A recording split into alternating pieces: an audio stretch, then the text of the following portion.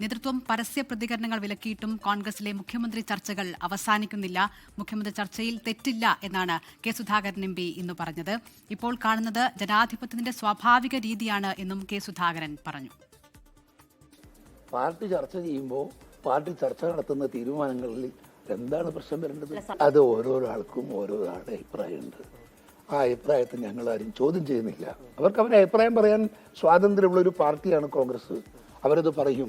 ആ പറഞ്ഞാൽ സ്വീകരിക്കാൻ പറ്റുന്നവർക്കത് സ്വീകരിക്കാം. അത് നല്ല അദ്ദേഹത്തിൻ്റെ സ്വന്തം അഭിപ്രായം. അതല്ലേ ശരിയും.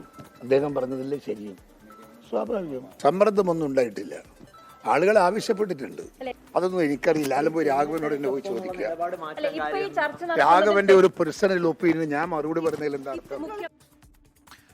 മുഖ്യമന്ത്രി ചർച്ച ആരംഭിച്ചത് എറണാകുളത്ത് നിന്നാണെന്ന് M K Raghavan M P പറഞ്ഞു. തെരുവിൽ ചർച്ച ചെയ്യുന്നത് അംഗീകരിക്കാൻ കഴിയില്ല. മുഖ്യമന്ത്രി ആര് എന്നതിൽ തീരുമാനമെടുക്കുന്നത് ഹൈക്കമാൻഡ് ആണെന്നും എം കെ രാഘവൻ വ്യക്തമാക്കി. ഇതിൻ്റെ ഒരു വാദം തുടങ്ങിയത് അല്ലെങ്കിൽ ഇതിൻ്റെ ആവശ്യം തുടങ്ങിയത് എറണാകുളത്ത് നിന്നാണ്. DCC പ്രസിഡന്റാണ് ആദ്യം പറയുന്നത്.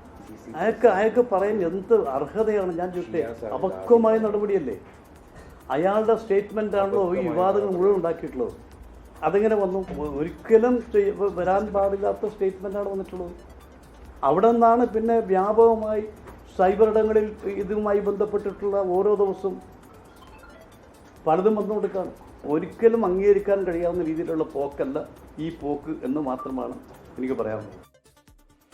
മുഖ്യമന്ത്രി ചർച്ച ഇങ്ങനെ കൊടുമ്പിരി കൊണ്ട് നടക്കുമ്പോൾ മുൻ പ്രതിപക്ഷ നേതാവ് രമേശ് ചെന്നിത്തല ഡൽഹിയിലാണ്. പക്ഷേ തന്റെ ഡൽഹി സന്ദർശനത്തിൽ കേരളത്തിലെ രാഷ്ട്രീയ സാഹചര്യവുമായി യാതൊരു ബന്ധവുമില്ല എന്നാണ് അദ്ദേഹം പറയുന്നത്.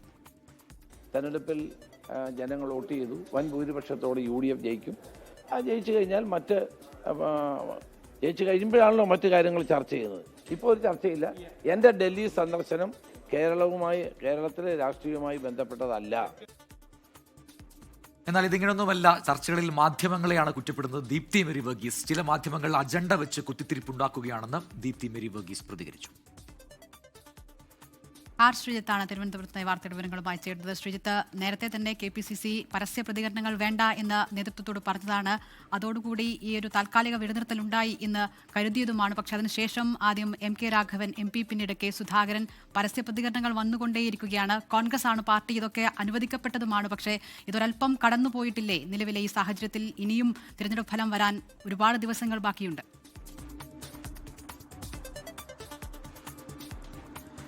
ജില്ലാ തെരഞ്ഞെടുപ്പ് ഫലം വരുന്നതിന് മുമ്പ് തന്നെ കോൺഗ്രസിൽ ആരംഭിച്ച മുഖ്യമന്ത്രി ചർച്ച അതിൻ്റെ എല്ലാ സീമകളും ലംഘിച്ച് മുന്നോട്ട് പോയപ്പോഴാണ് KPCC അധ്യക്ഷൻ നേരിട്ട് രംഗത്തിറങ്ങി ഇത്തരം ചർച്ചകളെ നിയന്ത്രിക്കാനുള്ള ഇടപെടൽ നടത്തിയത്.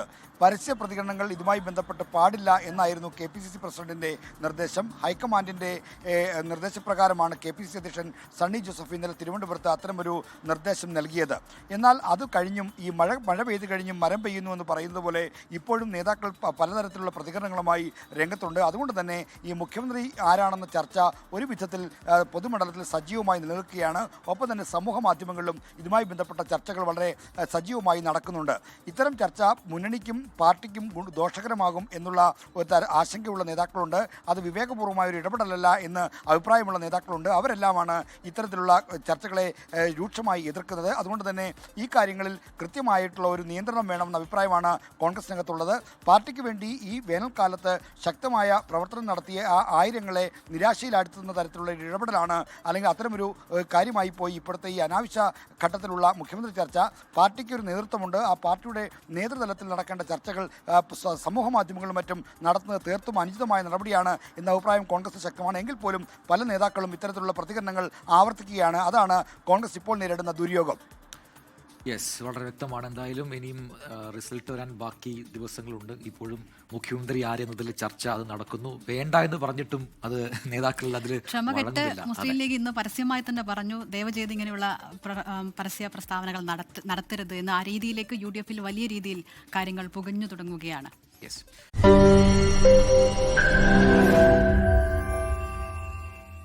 ലോകത്തെവിടെയായാലും ഏത് സമയത്തും 24 വാർത്തകളും ഓഗ്മെന്റഡ് റിയാലിറ്റി പാക്കേജുകളും എക്സ്പ്ലെയിനറുകളും വിശദമായി കാണാൻ ഞങ്ങളുടെ YouTube ചാനൽ നിങ്ങൾക്ക് സബ്സ്ക്രൈബ് ചെയ്യാം.